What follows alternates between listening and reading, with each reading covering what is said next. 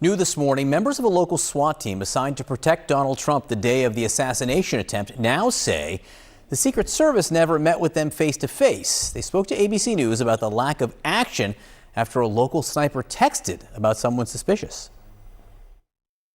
We had a text group between the local snipers that were on scene.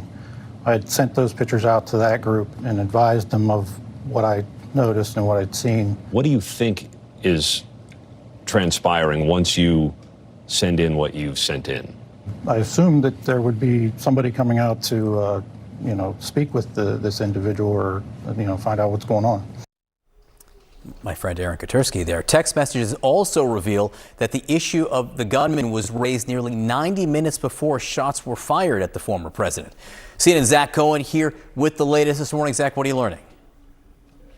Yeah, John, members of the SWAT team describing both a failure in planning and a failure in communication. And they told ABC News that it started with this briefing, that they were supposed to have a face-to-face briefing with U.S. Secret Service snipers before the rally took place. But that never happened. Take a listen to what they told ABC News this morning.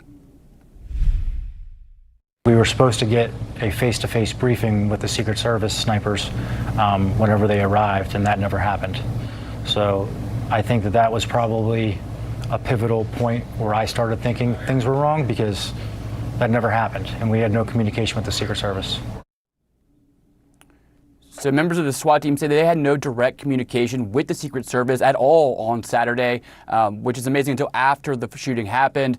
That includes warnings that they picked up and they were talking about amongst themselves about this suspicious individual who would turn out to be the would-be assassin, that were raised hours in a group text with just the local snipers in it about 90 minutes before the rally took place. I want to read some of these text messages. They were obtained by Chuck Grassley, the Republican senator from Iowa, who is investigating the shooting at Trump's rally. One of them in particular at 4:26 p.m. Again, this is over an hour and a half before the rally started. One of the local snipers texts, "Kid learning around building we are in," a little typo there. "I did see him with a rangefinder looking towards stage. FYI, if you want to notify SS snipers to look out, I lost sight of him."